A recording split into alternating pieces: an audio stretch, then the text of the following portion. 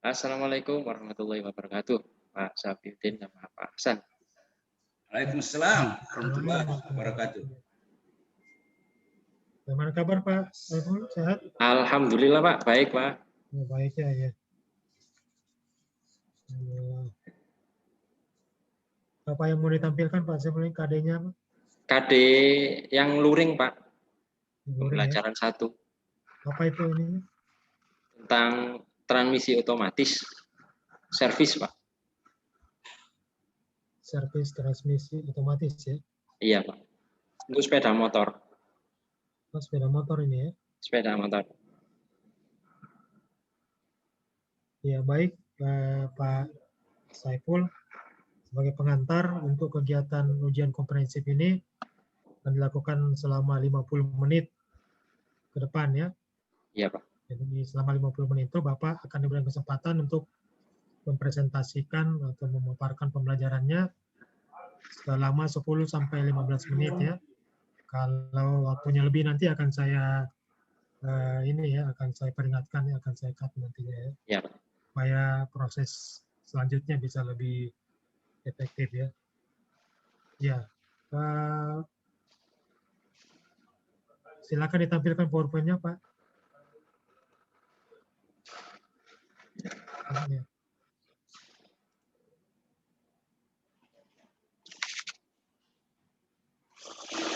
Tampilkan dulu PowerPoint-nya. Iya Pak. Belum saya share screen-nya.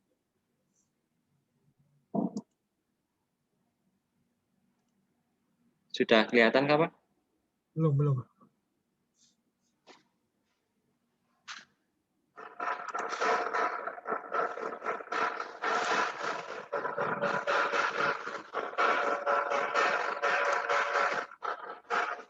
Sudah kelihatan? Ya, sudah. Saya berikan waktu ya. Sudah Pak? Ya, sudah, silakan.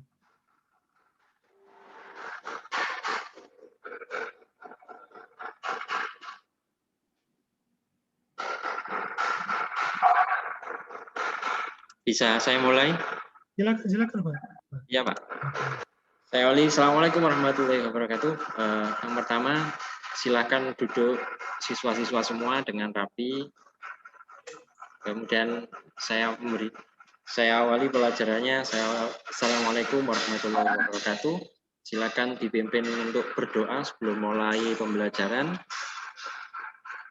Siap, berdoa mulai.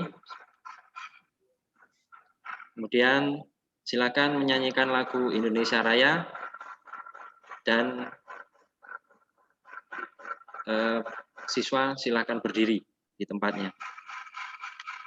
Kemudian langkah berikutnya yaitu siswa mengambil juz amma atau membaca surat pendek. Kemudian saya akan mengabsen satu persatu siswa. Yang pertama si A, si B, si C, dan si D. Nah, langkah berikutnya saya anak-anak, bagaimana kabar Anda semuanya?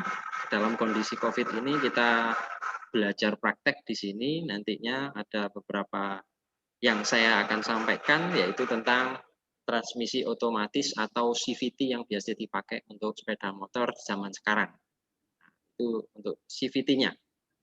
Sebelum kita mulai pelajaran, alangkah kita baiknya kita memberikan semangat dulu, yaitu YEL SMK Untung Suropati, yaitu unsur sehati, seperti itu. Kemudian setelah itu mari anak-anak kita berdiri sejenak untuk meregangkan otot kita sebelum kita melaksanakan praktek dan lain-lain. Silakan berdiri. Kemudian sesudah berdiri kita laksanakan stretching dulu. Nah, silakan duduk kalau sudah. Nah, gimana untuk pelajaran yang kemarin yang saya sampaikan tentang kopling karburator ya, yang kemarin itu karburator manual, itu pada mesin sepeda motor. Nah, sekarang kita akan membahas tentang transmisi otomatis, itu merupakan pengembangan kopling dari kopling ganda. Nah, yang 2 minggu lalu yang kita pelajari yaitu tentang kopling ganda, di mana kopling ganda itu dikembangkan sekarang menjadi kopling transmisi otomatis. Sebenarnya cara kerjanya sama, hanya saja di sini dikembangkan ada sentripetal dan sentrifugal. Ada yang mengembang, ada yang mengecil. Itu dari pelajaran yang sebelumnya. Nah, sekarang ada yang tahu siswa-siswa semuanya tentang macam-macam sepeda motor matic. Coba sebutkan di jalan itu misalkan ada merek apa? Oh, Honda Beat. Oh ya, Beat. Kemudian ada kalau yang punyanya Honda, ada Vario, kemudian ada PCX. Nah, terus kemudian kalau punya Yamaha itu ada Mio, kemudian ada kalau merek Yamaha itu ada Mio M3 ya, namanya Mio M3 itu banyak terdiri dari Mio GT, Mio Sul dan lain-lain seperti itu. Kemudian ada yang terbaru itu saingannya WCX namanya NMAX kan seperti itu. Nah, itu macam-macamnya. Oke, kita masuki di sedikit gambaran tentang transmisi otomatis. Transmisi otomatis ini hampir sama cara kerjanya dengan sepeda gunung. Seperti orang sepeda gunung. Oh, kenapa orang sepeda gunung itu kok kuat ya? Meskipun nanjak, jalan ke atas. Prinsip kerjanya sama dengan matic. Nah, ketika dia naik, maka yang dibutuhkan adalah momen yang besar, kecepatannya rendah. Berarti gear depannya besar. Oh, sorry, salah. Gear depannya kecil, gear belakangnya besar. Maka momennya besar. Maka dia ringan untuk mengayuhnya. Mengayuh pedalnya agak ringan. Jika jalannya sudah rata, maka dia akan memindahkan gigi sama atau yang depan besar, yang belakang kecil. Nah, seperti itu bisa dilakukan juga. Ya. Nah, itu sama dengan prinsip kerja dari otomatis. Yang depan besar, yang belakang kecil itu kecepatan tinggi. Kalau yang depan kecil, belakang besar itu kecepatannya rendah. Ya, hampir sama seperti itu. Jadi jika kalian melakukan pembelajaran seperti itu, transmisi otomatis itu persis sama dengan sepeda gunung. Ya, ada pertanyaan di sini? Ya, kalau tidak ada saya akan memberi pertanyaan. Ya, mengapa gear pada sepeda gunung pada saat naik gear depannya kecil, yang belakang besar? Nah, kalau ada yang jawab, silakan dijawab. Oh betul sekali. Kalau gear depannya itu kecil, maka dia satu putaran, yang belakang setengah putaran. Itu seperti itu. Nah, ini saya tampilkan slide anak-anak untuk pembelajaran berikutnya. Ya, saya tampilkan slide-nya. Nah, ini cara kerja dan merawat ringan CVT. Nah, tujuannya untuk apa kalian mempelajari seperti ini? Tujuannya yaitu Anda ini semuanya bisa menggali informasi dan menjelaskan apa itu transmisi otomatis. Itu pengetahuannya. Terus kemudian Anda semuanya bisa menerangkan cara kerja dari sistem otomatis. Nah, keterampilan apa yang harus sampai Anda peroleh di sini nanti? Ya, keterampilan nanti yang Anda peroleh, Anda harus bisa mendiagnosis. Oh, ini sepeda ini rusak komponennya. Oh, sepeda ini ininya yang kotor. Oh, sepeda ini ininya. Nah, itu nanti Anda akan peroleh semua itu dari tujuan pembelajaran. Jadi nanti ketika kerja ataupun menservis punya sendiri bisa nantinya.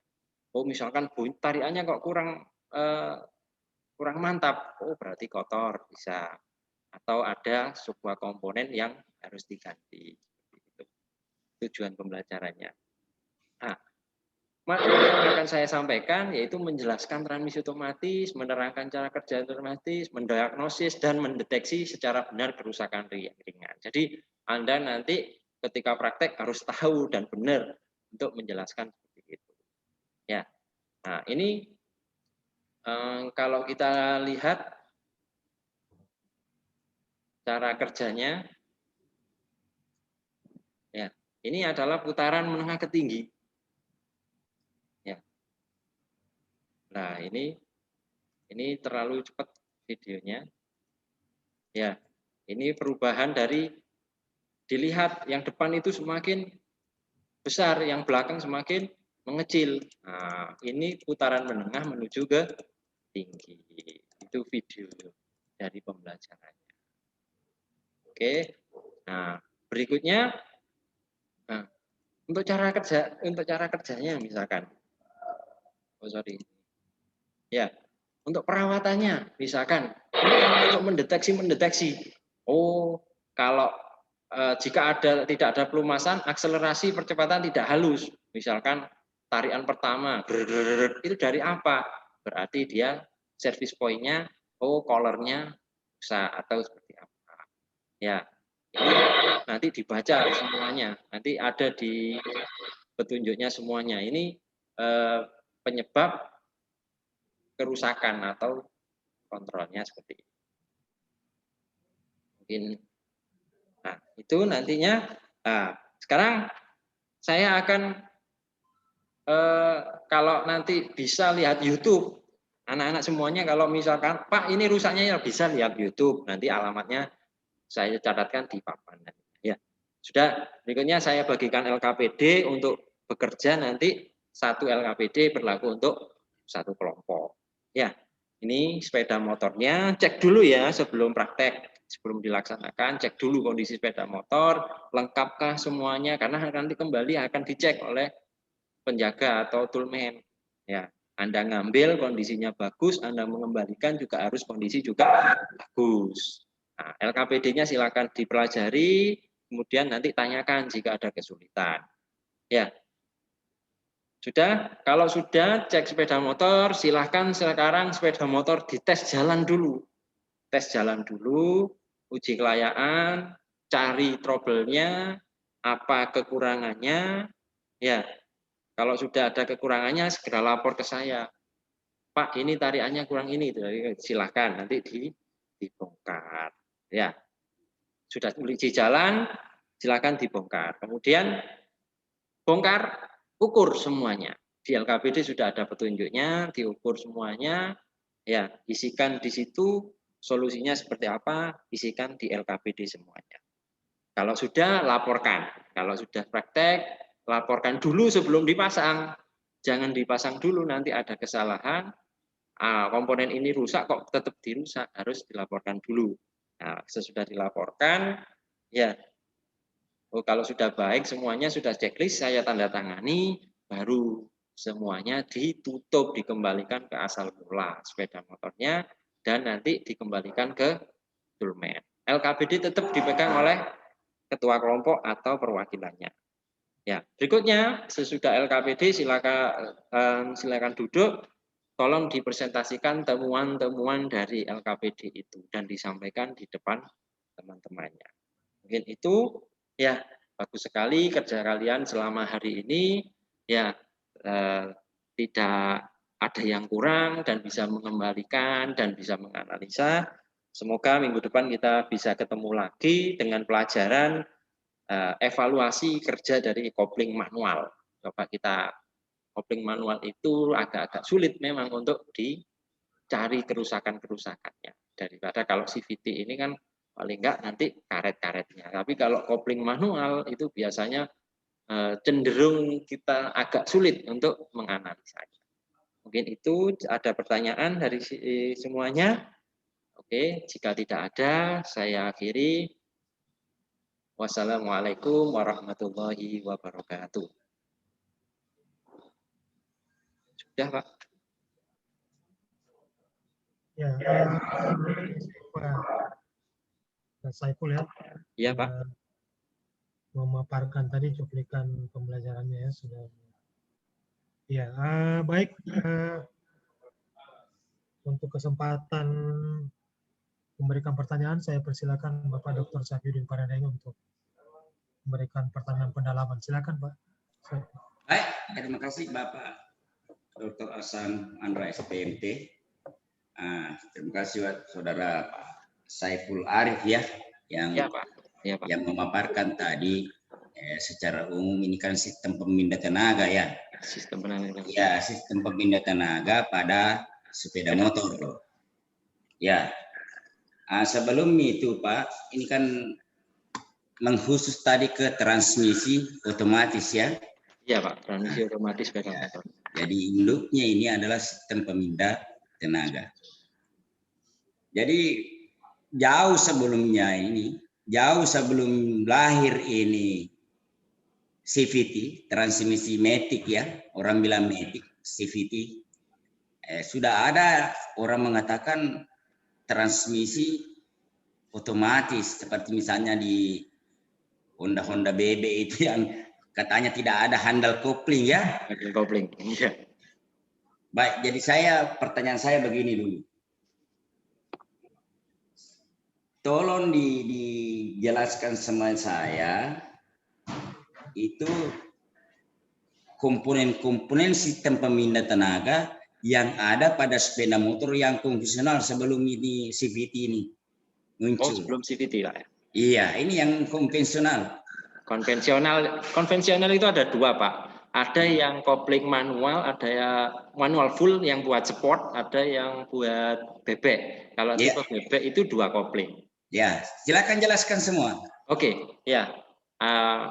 Untuk aliran daripada pemindah tenaga, yang pertama crankshaft. Dari crankshaft atau poros engkol, tenaga dipindahkan oleh kopling primer. Kopling primer itu kopling otomatis kalau di bebek. Jadi untuk putaran rendah dia menyambungkan ketika putarannya sudah mencapai 1.700 rpm. Jadi kopling primernya, kalau di sini menyebutnya gandanya, dia itu mengembang. Nah, dia akan menjalankan secara perlahan dengan halus menyambungkan tenaga, lalu tenaganya dipindahkan ke kopling sekunder. Nah, kopling sekunder itu yang biasa dipakai itu operasinya lewat kaki. Biasanya anak kalau di Jawa itu belayer namanya, atau kondisi mesin digas tapi tidak jalan, itu kopling manual. Nah, dari kopling manual dilanjutkan ke transmisi.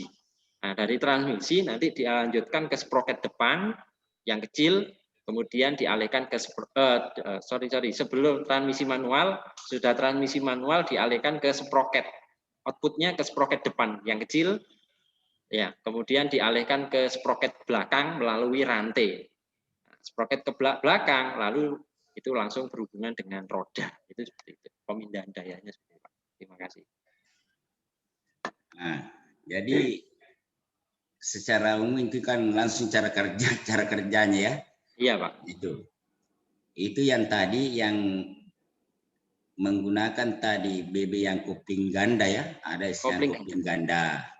Tapi sebelum itu lahir masih ada itu namanya kopling semi otomatis yang seperti di Yamaha bebek, apa namanya dulu, Yamaha bebek L2 Super. Bukan. L2 Super itu kopling manual, pakai handle. Ini yang ya seperti Yamaha bebek, dia tidak apa namanya, dia tidak menggunakan handle, tapi tidak mempunyai kopling ganda. Tapi dia menggunakan putaran yang sentrifugal ya. Oh iya, sepeda apa itu? Tidak pernah lihat. Tidak pernah lihat itu. Ini Anda harus seorang guru harus dilihat Pak ya. Yang dilihat ini kan seperti BB yang terakhir ini, yang mempunyai ganda ya. Iya. Ada kopling primer, ada kopling sekunder. Iya, sekundernya itu ya. Ada sebetulnya itu Pak, seperti di Yamaha BB itu, Suzuki FR80 juga begitu. Ya. Kalau C70 itu sudah Pak. C70 itu sudah manual sebenarnya itu. Ya. Karena handle-nya atau pedal koplingnya itu terletak di handle persneling ya. Full manual. Jadi nanti Bapak bedakan ini supaya ini kan seorang guru itu ada dasar-dasar seperti itu. Iya. Jadi pertanyaan selanjutnya, sebenarnya fungsi transmisi apa sih ya? Transmisi itu kalau di sepeda motor itu mereduksi Pak. Jadi kecepatannya itu direduksi bisa, tapi tidak bisa ditambah, tapi mereduksi saja. Jadi tujuannya untuk menyesuaikan momen. Jadi misalkan mereduksi kecepatan. Jadi misalkan kecepatannya mesin itu 1000 rpm, maka keluarnya bisa di bawah 1000 RPM. Untuk apa? Tujuannya untuk momen. Jika ini dia momennya itu besar, maka kecepatannya rendah. Tapi kalau momennya itu kecil, maka kecepatannya tinggi. Itu dibuat untuk kecepatan tinggi. Kalau di mobil kan biasanya namanya overdrive, gitu. Biasanya momennya kecil sekali, Pak. Kalau dari itu kan. Jadi ya itu secara umum transmisi bukan hanya saya yang mereduksi terakhir itu adalah gir yang belakang, Pak ya. Gir yang belakang itu yang terakhir mereduksi di situ. Disitulah terakhir. Jadi transmisi itu mengubah, menyesuaikan momen sesuai dengan kondisian pengemudi ya. Tapi reduksi terakhirnya kan di gir belakang itu. Ya, dikurangi ya. Gir belakang terus sama roda itu, Pak. Iya. Roda itu apa yang terjadi, berapa putaran yang terjadi di gir itu, gir belakang itu kan yang terjadi di roda juga. Iya, Pak, sama. Ya? Iya.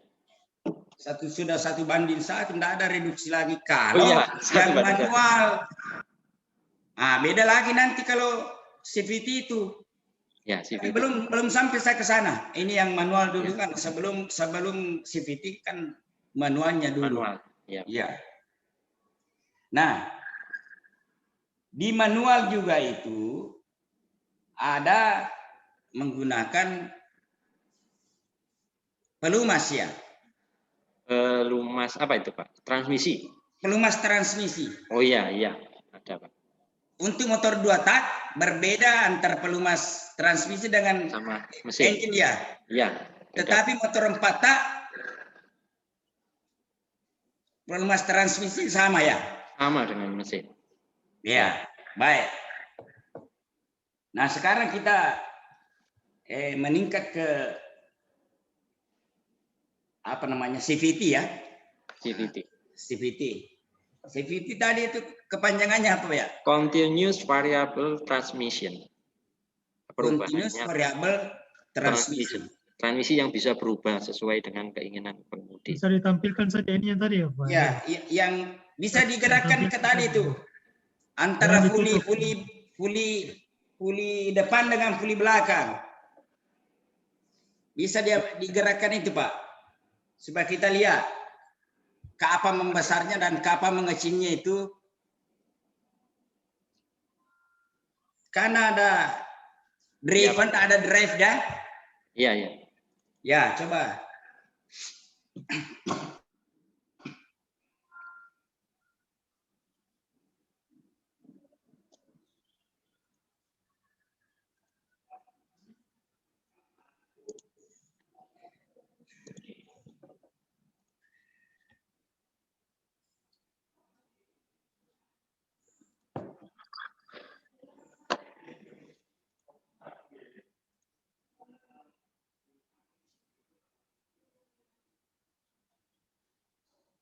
Ini, Pak.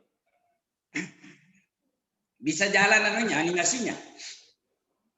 Bisa ini, Pak. Silakan kasih jalan.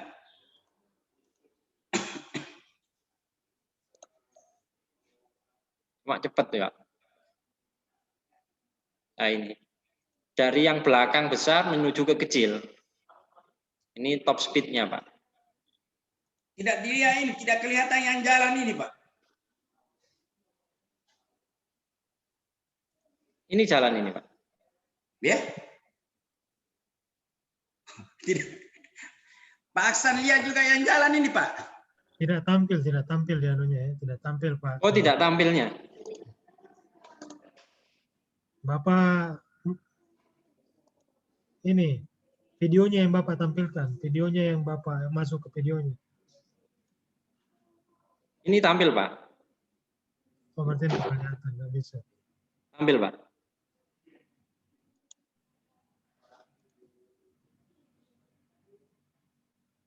Tampil tidak, Pak? Tidak kelihatan. Nggak kelihatan.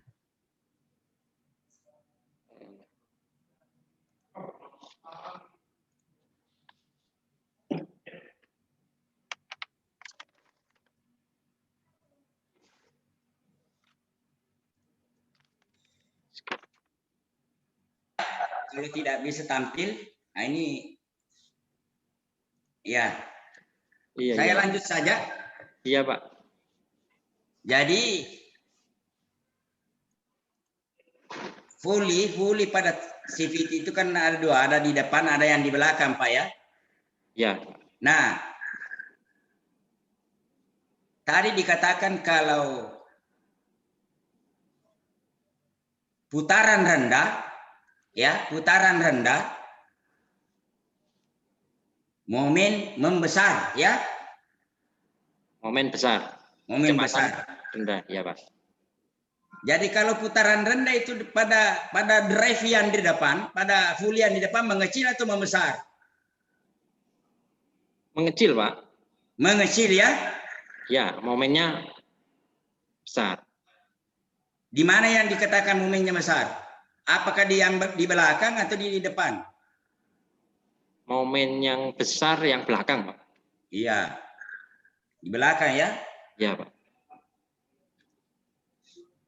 Sebenarnya apa sih itu momen ya? Saya momen itu daya atau kekuatan itu, Pak. kalau gaya? Kalau gaya itu kecepatan, ada kecepatannya. Ya. Ada unsur kecepatan. Kalau momen? Kalau momen hanya kekuatan. Daya atau kekuatan. Nah, kalau satuannya momen apa? Newton. Iya, Newton. Kalau dilarikan ke sistem apa namanya? CGS ini? Itu kurang paham kalau itu, Pak. Itu satuan momen itu Satuan momen. Kilogram kali kilogram sentimeter ya. Sentimeter. Berarti ya. Momen itu gaya kali jarak. Ya, dikatakanlah momen putar. Nah, jadi itu. Nah, itu biasa dimanfaatkan karena mobil dia sudah tahu itu, Pak, itu. Makanya dia biasa itu kalau membuka baut itu tidak bisa dia perpanjang itu jari-jarinya apa namanya? Diameter jari-jari apa namanya? Jarak kuncinya dengan tenaga yang sama jarak yang diperbesar sehingga momen putar membesar ya. Iya, Pak. Nah, sekarang pernah saya dengar bahwa di CV itu masih ada gear yang di belakang itu. Ya, gear reduksi itu, Pak. Ya? Gear reduksi, ya. Ada. Kalau orang menyebut gardan itu, Pak, padahal kan gardan bukan itu. Nah, sekarang kenapa Bapak katakan bukan gardan? Kalau gardan itu kan membedakan putaran roda kanan dan kiri ketika belok, Pak. Jadi kalau apa itu kan namanya hanya satu roda. itu? Itu gear reduksi saja namanya sebenarnya. Reduction gear namanya. Oh ya. Ya. Nah, saya mau tanya berapa perbandingan rata-rata antara direduksi itu? Waduh, itu belum pernah ngitung kalau itu, Pak. Karena itu kalau iya dibongkar nanti kembalikannya itu Iya. Kalau siswa itu mengembalikannya bearingnya biasanya. Kalau sudah miring itu rusak biasanya, Pak. Gampang sekali, Pak. Diameter gear yang memutar dengan diameter gear yang diputar itu pasti. Oh, bukan ya? Jumlah gigi, Pak. Biasanya kita bisa juga jumlah gigi. Oh, pasti iya. Kalau diameternya besar, jumlah giginya kan besar kan? Besar, iya, Pak. Nah, ini hal-hal yang perlu diperhatikan ya. Iya. Kemudian kembali, ini kan masalah perawatan. Perawatan. Nah, secara teori itu CVT belnya itu, sabuknya itu, kapan baru bisa dilakukan pergantian, Pak? 24.000, Pak, sebenarnya. 24.000 kilometer ya. Atau? Ya, kalau ataunya itu biasanya kan bulan. Kalau bulannya itu sekitar 8 bulan, 6 sampai 8 bulan. 6 sampai 8 bulan, ya. Iya. Lihat ulang nanti Pak ya. Buku manualnya ya. Iya, Pak. Beda-beda buku manualnya. Iya, lihat ulang buku manualnya karena Yang terakhir, karena pedagogi juga banyak itu, ada kan oil ya pada gear reduksi itu, ada pelumas ya? Ada pelumas, Pak. Iya, Pak. Pelumas cair. Pelumas cair. Ya, pelumas cair atau orang mengatakan oli ya? Iya, oli. Ya. Nah, sekarang pertanyaannya, oli berapa yang digunakan di situ, kekentalan berapa, dan cenderung berapa bulan atau berapa jarak kemudian diganti pelumasnya? Itu oli 10, Pak. Kekentalan 10. Kalau penggantian itu biasanya kita 2 kali ke mesin, 1 kali gear reduksi. Jangan biasanya, Pak, sesuai dengan buku manual. Iya, Pak. 2 kali engine, 1 kali gear reduksi. Buku manualnya seperti itu. Iya, Pak. Iya. Baik. Sebagai pertanyaan kunci, ya, pertanyaan kunci dari sistem pemindah tenaga ini, utamanya CVT, secara keseluruhan, yang mana lebih boros antara CVT dengan manual secara operasional kalau dibandingkan dengan penggunaan bahan bakar? Penggunaan bahan bakar jenisnya sama, Pak, ya? Ya. Nah, lihat pengoperasiannya, Pak. Kalau tipenya orang meskipun pakai manual, tapi dia untuk memindahkan giginya tidak tepat juga dia boros. Nah, gitu. Kalau di CVT borosnya itu hanya pada waktu dia ngangkat pertama atau putaran untuk memberangkatkan, itu yang boros. Jadi kita nggak bisa nimbang, lihat penggunanya. Nggak bisa menimbang mana yang boros, mana yang irit, karena lihat juga ke pengguna, dari penggunanya sendiri. Kalau RPM-nya memang tinggi, otomatis idle-nya dia 1.700. Kalau sepeda motor manual sekitar 1.400, 1.300 sampai 400 kalau idle-nya. Kalau penggunaan tergantung pada pengguna, boros dan tidak. Baik. Jadi itu pertanyaan kuncinya. Jadi masih banyak sebenarnya yang terkait ini, yang terkait dengan sistem pemindahan tenaga. Ini sebagian kecil ini dari CVT. Saya kira itu Pak Hasan. Silakan lanjutkan untuk pedagogi. Saya sudah bisa. Baik. Terima kasih Pak Dr. Sapyudin. Ya. Yang pertama dulu ini ya, penulisan seperti ini bahasa Inggris ini ya, continuous variable transmission bahasa Inggris apa bahasa apa ya? Nggak usah ditutup Pak, nggak usah ditutup. Oh iya Pak, iya Pak. Jangan ditutup.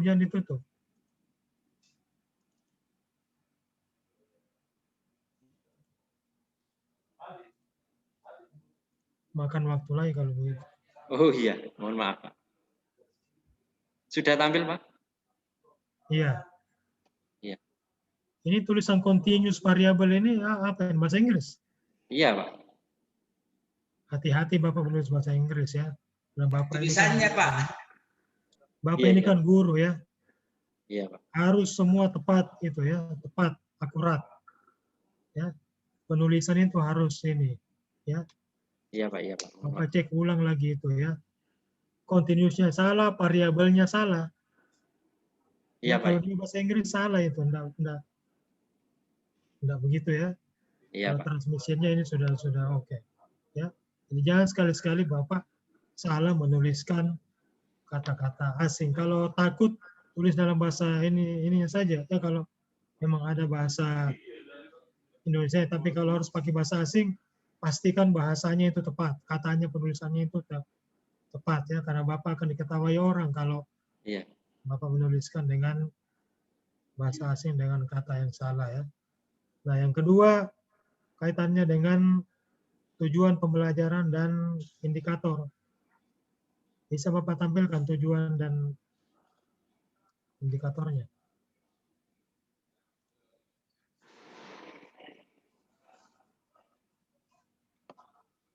Ini yang kelas 2 ini Pak, sorry Pak, slide-nya.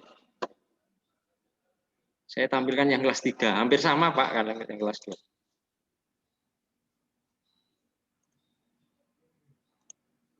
Tidak ada tujuannya tadi itu ya. Biasakan itu Pak, kalau kita mengajar, tujuan pembelajaran itu harus selalu muncul di situ. Sebelum kita mengajar itu, tujuannya disampaikan dulu. Iya Pak. Iya.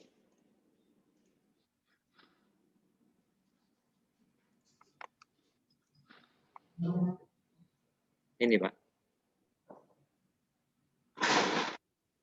Sudah tampil nggak Pak? Belum, enggak.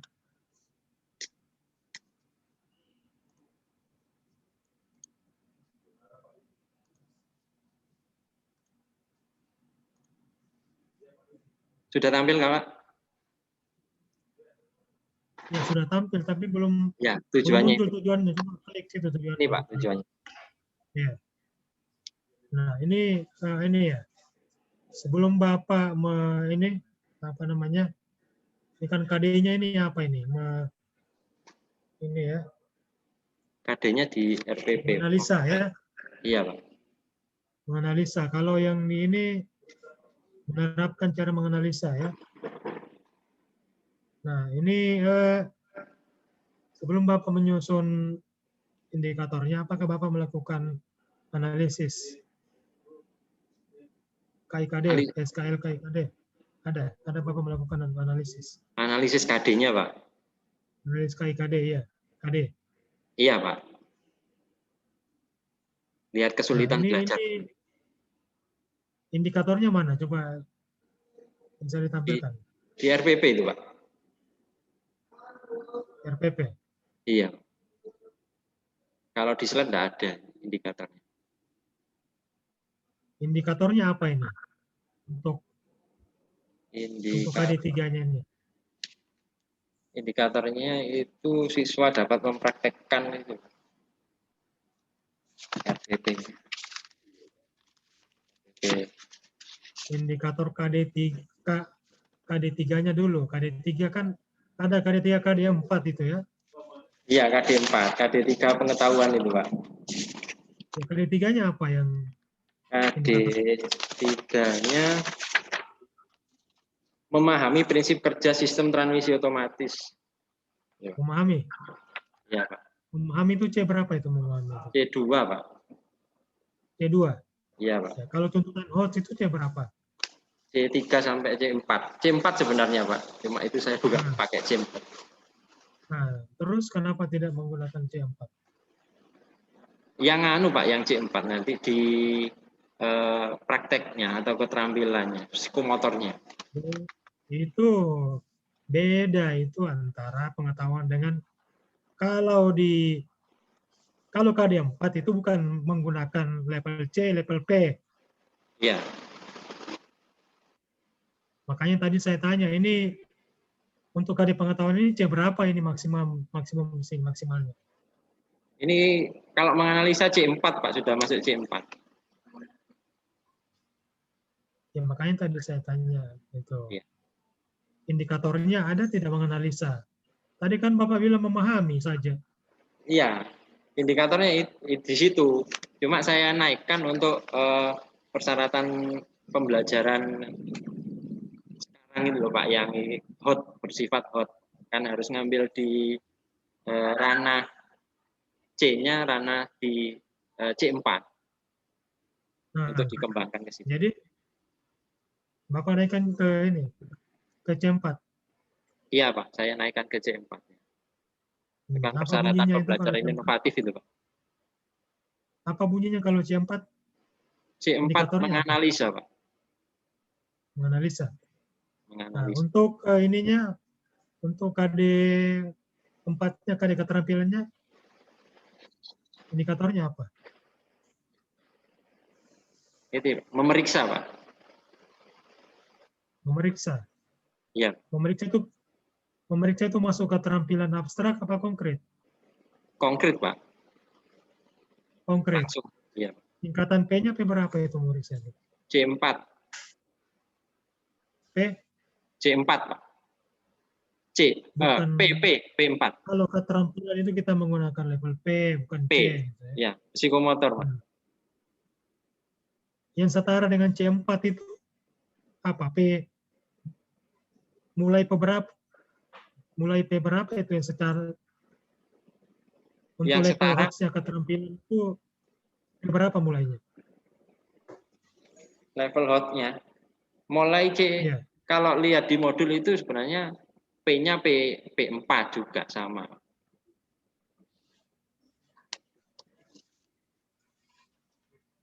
P3 itu sudah setara dengan level C4 HOTS-nya P3. itu ya. Jadi mulai P3 itu sudah HOTS ya. Ya. Yang C4 berarti, Pak. Kalau C-nya C4, P-nya C4, P3. P-nya P3. Ya, makanya harus di ini itu ya. Iya, Pak ya. Harus dipahami juga itu. Ya. Nah, dalam mengukur kompetensi itu kan ada 3 aspek yang diukur ya. Aspek apa itu, Pak? Aspek mengukur pengetahuan gitu, Pak. Iya, itu kan ada 3 biasanya. 3 aspek. Aspek apa biasa saja yang di Penilaian itu maksudnya. Iya. Mohon maaf, Pak, hujan. Saya pakai headset dulu. Dengar.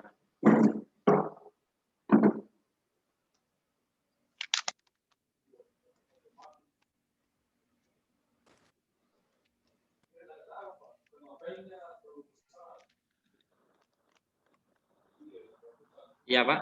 Mengukur aspek. Kompetensi dalam pembelajaran itu kan ada 3 aspek yang diukur biasanya. Ya. Aspek apa saja itu?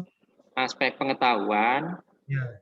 aspek afektif atau tingkah laku, kemudian keterampilan psikomotor.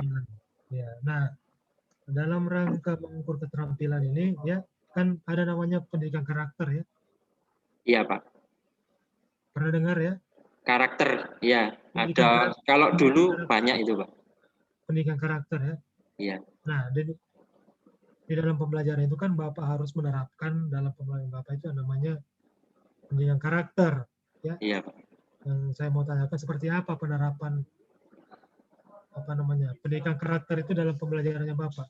Kalau dari awal tadi saya menyampaikan itu ada religius, Pak, diantaranya berdoa. Dia berdoa. Kalau nasionalis dia juga menyanyikan Indonesia Raya tadi.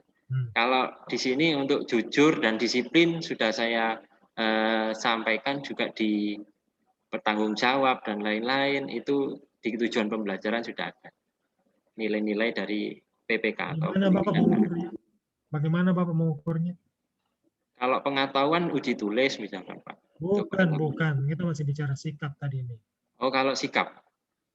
Nah, kalau sikap mengukur ya dari penampilan siswa itu sendiri, nanti misalkan religius berdoa dengan hikmat dan lain-lain, nasionalis ikut menyanyikan lagu Indonesia Raya.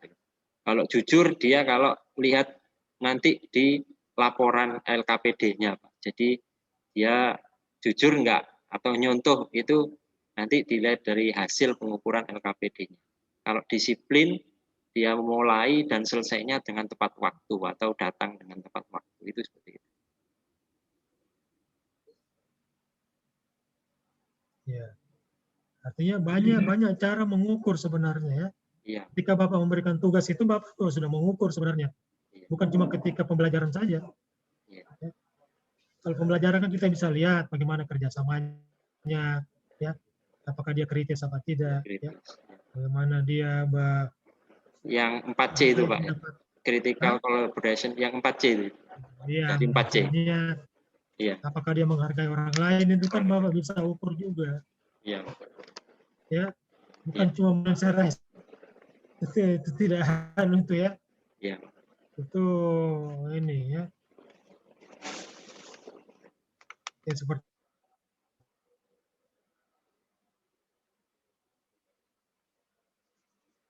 saja itu kalau begitu ya. Religius itu susah diukur. Iya. Ya. Nyanyi Indonesia Raya itu susah diukur. Memang Bapak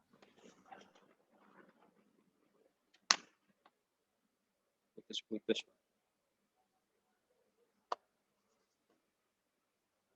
Putus, Pak. Dalam dia misalnya bekerja. Iya. Ya, dalam dia hidup dalam dunia nyata. Kaitannya dengan pembelajaran apa? Ya Bapak juga harus jadi model karakter itu. Iya, Ya. contoh. Iya. Dia melihat dari Bapak juga, apakah Bapak juga kalau Bapak mengukur disiplin, apakah jauh Bapak tepat waktu? Ya, ketika mulai Zoom, apa Bapak juga mulainya tepat waktu? Itu Bapak jadi model juga itu di situ kan? Bukan Bapak yang mengukur saja, tapi Bapak juga akan menjadi contoh di situ. Kalau Bapak mengajarkan tepat waktu, tapi Bapak sendiri terlambat, itu sama saja bohong itu kan? Bapak tidak disiplin, itu sama saja bohong itu karena pembelajaran karakter yang paling utama itu adalah modelnya. Ya. Bapak sebagai modelnya sebenarnya. Ya. Apa ini? Ya. Guru itu yang digugu dan ditiru kan? Iya. Ya. Jadi bukan sekadar Bapak menilai, Bapak juga dinilai sebenarnya. Ya, jadi penerapan pendidikan karakter itu bukan cuma Bapak sebagai Bapak yang menilai saya, tapi Bapak juga dinilai kan. Ya, Kalau ya. Bapak tidak memberikan keteladanan, itu hancur semuanya itu yang Bapak ajarkan itu. Ya, Bapak mengajarkan disiplin, Bapak sendiri terlambat ketika masuk Zoom misalnya, atau apa, ya, terlambat memulai pembelajaran, itu hancur semuanya itu. Hancur semuanya karakter yang Bapak ajarkan itu, sia-sia, tidak ada gunanya itu. Ya, jadi bukan karakter itu bukan cuma Bapak menilai, tapi Bapak juga dinilai. Gitu ya. Nah, kaitannya dengan ini, kaitannya dengan apa namanya, kemampuan literasi siswa, apa Literasi yang Bapak siswa. lakukan? Kalau literasi siswa, kita di sekolah biasanya mengaji bersama, membaca juz ammah itu. Bukan di sekolah. Dikaitkan dengan rancangan pembelajarannya Bapak, di mana ada literasi siswa bisa di ini. Literasi Bisa siswa kita buat modul, Pak, materi ajar. Bukan begitu. Di apakah yang Bapak pakai ini? Oh, model pembelajarannya, toh, Pak. Model pembelajarannya harus mengacu ke situ. Iya, model pembelajarannya problem based learning. Kita sajikan. Di mana sintaksnya itu yang bisa memicu? Di mana sintaks yang mana yang bisa memicu munculnya daya literasi siswa itu? Ngumpulnya nanti kita sajikan masalah, Pak. Mereka akan berkumpul dan mencari apa permasalahannya. Kemudian diskusi. Apakah sintaksnya? Coba. Kalau Bapak sebutkan dulu sintaksnya PBL itu, langkah-langkahnya. Langkah-langkahnya itu. Apa sintaksnya? Sintaksnya itu membentuk kelompok siswa untuk memecahkan masalah, memberikan masalah itu seperti itu. Menyajikan, mereview gitu. Dari permasalahan-permasalahan. Apalagi sampai tuntas ada masing-masing model itu ada sintaksnya masing-masing, ada tahapannya masing-masing. Itu yang tidak boleh Bapak lupa. Tidak begitu hafal karena menyajikan masalah. Tidak begitu hafal. Diskusi. Ketika Bapak menerapkan model harus sudah di luar kepala sintaksnya, tahapannya itu. Makanya tadi saya tanya di mana pada sintaks apa itu bisa memicu tadi yang saya tanyakan itu kaitannya dengan literasi. Kan di mana itu ininya? Sintaksnya itu. Itu harus di mana Bapak meminta siswa untuk mengeksplorasi misalnya atau mencari materi kaitannya dengan memecahkan masalah. Di sintaks mana itu? Di YouTube, Pak, nanti kita kasihkan contoh-contoh. Bukan di YouTube, di kaitannya dengan sintaks rencana pembelajaran. Di pembelajaran inti. pembelajaran Iya, inti. memang sudah pasti di pembelajaran inti. Di pembelajaran inti itu kan terbagi-bagi lagi. Kalau dia PGL, Dikolaborasi, Pak. Dari sintak ya, 5M itu, loh, Pak. ya, di situ maksud saya. Kalau Oh, ditanya itu selalu kita mengacu mengacu ke ya, sintaks pembelajarannya Bapak, 5M. rencana pembelajaran ya. Ya, Harus Pak. selalu mengacu ke situ ya. Nah, yang terakhir, apa refleksi pembelajaran, apa refleksi yang Bapak bisa hasilkan dari pembelajarannya Bapak ini? Refleksi dari Refleksi pembelajaran, kan setiap kali kita membelajarkan atau mengajar itu ada refleksi yang kita lakukan. ya, dari Kan pembelajaran. pernah melakukan refleksi kan? Iya. Ya. Nah, untuk perbaikan-perbaikan. Apa refleksi dari ini? Dari Refleksi pembelajaran itu Bapak ini? mengkoreksi kondisi-kondisi yang sudah kita kerjakan dan memperbaiki untuk pertemuan-pertemuan berikutnya. Ya, itu yang saya tanya, apa hasil refleksi? Hasil refleksi dari pembelajaran ini, kekurangan saya yaitu tadi tentang pendalaman materi tentang bahasa, Pak. Itu kendala yang kita alami di dunia otomotif, memang bahasa Inggris sering bercampur dengan bahasa asing lainnya. Kemudian kekurangan saya juga untuk penilaian, mungkin di penilaian saya kurang jeli untuk menilai siswa itu seperti apa. Itu, Pak.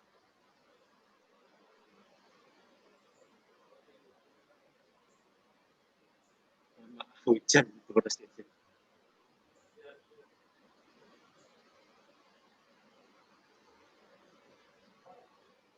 Iya, terputus Pak ya, terputus-putus ya. Saya kira sudah cukup ya, saya sudah menangkap tadi apa yang Bapak ini disampaikan ya.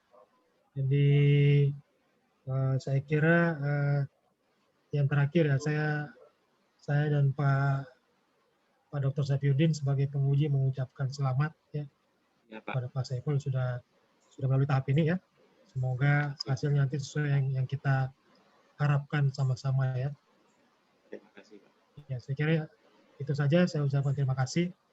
Kita akhiri ujian komprehensif ini dengan ucapan Assalamualaikum warahmatullahi wabarakatuh. Waalaikumsalam. Selamat siang. Baik, selamat Pak Saiful Arif. Terima kasih, Pak. Terima kasih.